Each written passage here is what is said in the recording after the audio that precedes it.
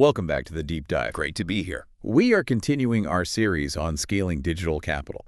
And after laying, the critical groundwork in our first two deep dives on AI graduation and the digital balance sheet. The foundation? Exactly.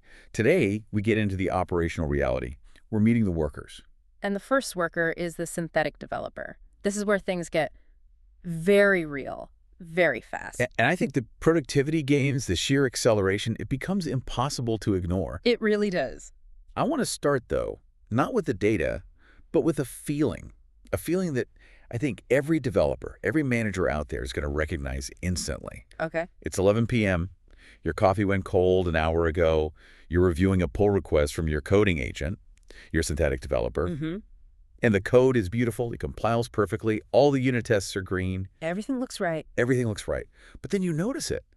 The implementation is just subtly, catastrophically wrong. The authentication flow uses OAuth, but your corporate standard absolutely requires SAML. The logging is elegant, but it's sending compliance data to a system that security stopped monitoring 6 months ago. And that's the moment, right? That cold realization. The agent isn't broken. It executed perfectly. Your specification was. That scene, it captures the entire new reality. You have to treat a coding agent like a zealous apprentice. A zealous apprentice. It's an incredibly powerful tool. It's fast, it's cheap, and as the source material warns, it is inherently dangerous if you don't give it precise instructions. So it's not that it's malicious, it's just eager. Exactly. Think of it this way. Your apprentice will build a wall in record time. Perfect masonry. Uses the exact materials you asked for. But if the blueprint was flawed... It might build that wall 2 inches to the left. And now it's blocking the emergency exit. Yeah. So your job has undergone this fundamental shift. Your job is not to hold the hammer anymore. Your job is to check the plumb line. Precisely. We are shifting from implementation to definition. And the scale of this shift is all driven by speed. And we have to talk about that speed first, because this isn't, a theoretical potential anymore. No, it's measured reality. Market validated. The productivity gains are just staggering. This is the new baseline. They absolutely are.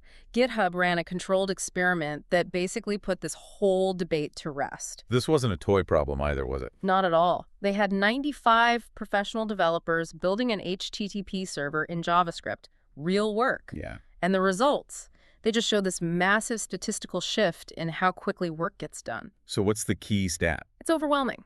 The developers who used Copilot finished the task 55% faster than the control group. 55%? That's huge. It is. I mean, we're talking about reducing the average time from 2 hours and 41 minutes down to just 1 hour and 11 minutes. And this was statistically significant, right? Right. Massively. The report noted a p-value of 0.0017. So this isn't a slight edge. It's a full-on paradigm shift in time to completion. What's also compelling to me is that it wasn't just faster. They were more effective. They finish the job more often? 78% of the time compared to 70% for the control group.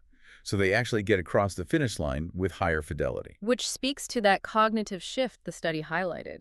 The cognitive load moves away from the mechanical stuff, typing and debugging syntax. Right. 73% of them said it helped them stay in flow. Less context switching. Fewer interruptions. And 87% said it preserved mental effort during repetitive tasks. I think that emotional feedback is so crucial. It is. I remember that quote from one of the developers in the source material. He said, "I have to think less, and when I have to think, it's the fun stuff." It sets off a little spark that makes coding more fun. Mm-hmm. I mean, that's a massive retention and efficiency boost all in one. And the market has voted on this, too. Oh, absolutely. When you see GitHub Copilot crossing $300 million in annual recurring revenue with 51% enterprise adoption... Yeah. This has left the hobbyist realm. It's core mainstream infrastructure now. It is. Okay, so let's unpack the inevitable consequence of this. Why does this extreme speed make the specification so critical? Can't we just iterate faster to fix the mistakes? That is the critical question. In the old model, right, if your spec was flawed, a human developer writes the code slowly. Maybe over days, a week. You had time. You had time. Time for review for stand-ups, time to catch the mistake before the wrong thing was fully built. Speed was sort of a built-in safety brake. Okay. Now the synthetic developer builds in minutes what used to take days. So if the spec is wrong, you just multiplied the wrong output. Instantly, consistently, at scale. Bad spec plus fast AI equals wrong code faster.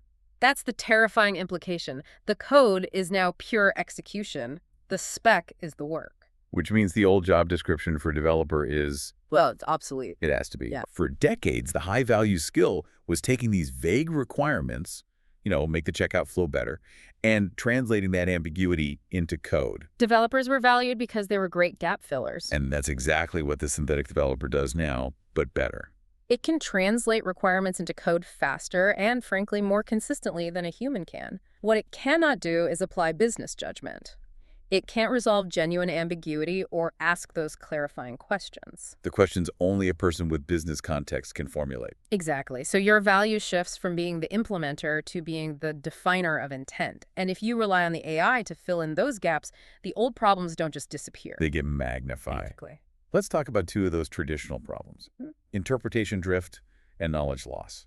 Okay, interpretation drift used to be a slow disease. Sure. Team A uses JWT tokens. Team B uses session cookies. Team C uses some custom validation, all from the same vague requirement. Implement secure auth. Right. It caused headaches, but it happened slowly now. Yeah. Now imagine giving that same vague requirement to 50 synthetic developers working on 50 microservices at the same time. You get 50 different implementations. Instantly. In a single afternoon. You've amplified drift by 55% unless your spec nails down the constraint. Must use the standard corporate authentication service. And the knowledge loss issue seems even worse. Before, those architectural decisions lived in a developer's head. And it was a problem when they left, for sure, but you could at least, reverse engineer the code. But now, when the agent writes the code, if the reason we chose SAML over OAuth, is missing from the spec. That knowledge is just gone. It never existed in a human's memory. It was just an input to the AI. The spec isn't just a document anymore. It's the complete contract that preserves organizational knowledge. If the wall is crooked, the blueprint was wrong. That's the mantra. So we've established the spec is the highest leverage human activity. For anyone listening who's thinking about how to manage this shift, we need a blueprint for the blueprint. Yes. What are the 5 essential components of a specification that's built for a synthetic developer? This section is paramount. If you miss any of these 5, you are gambling on interpretation, and the zealous apprentice is happy to take that bet. And the framework is? Intent, constraints, tests, done, and context. Okay, let's start with intent. This is the why. Exactly. What outcome are we trying to achieve? Not just the what. If you just write, build a password reset function, that is not enough. But a good spec says something like, enable users to recover account access, reducing support tickets, and improving overall platform security. That last part, that's the critical difference. That intent allows the agent to make reasonable inferred choices when you are silent. So if the intent is security, it knows to add things like rate limiting. Right, or aggressive session invalidation, or strict link expiration times. Even if you didn't explicitly list them, you're giving it the goal, not just the steps. Okay, next up, constraints. These are the hard boundaries. And you have to make every single implicit assumption explicit. This is where you put performance metrics, must complete in under 3 seconds, or system requirements, no SMS, email only. The source also emphasizes defining non-goals. So important. You have to tell the apprentice what not to do because it will always be tempted to over-deliver. It's preventing scope creep through instruction. Precisely. You have to write, this is not a full account management system, or do not introduce any new database tables. If you don't define the box, the zealous apprentice will absolutely build outside of it. Got it. Component number 3 is tests. This feels like a big shift, putting acceptance criteria right in the spec. It is. Tests answer the question, how do we know it works? They define verifiable success for the machine. Like, reset link expires exactly after 24 hours. Or generates an immutable audit log for every single reset attempt, success or fail. The tests become part of the single source of truth that the AI converts into code and documentation all at once. The 4th component really solidifies the contract. Done. Yeah, this moves beyond just code written or tests pass. The machine doesn't see the business outcome. Right, it only sees the compiler. So your definition of done has to include deployment states and approvals, deployed successfully to staging, QA team has signed off, Security review passed. monitoring alerts configured. This makes sure the apprentice finishes the entire job, not just the fun coding part. And finally, number 5 is context. Grounding the agent in your organization's reality. Context is the knowledge layer. Existing systems, established patterns, technology stacks. So, uses the existing auth service module, or follows company error handling conventions documented here. Exactly. The more context you provide, the less the agent has to guess. And that's what eliminates those OAuth versus SAML disasters we talked about. That framework intent, constraints, tests, done, context, it's the key.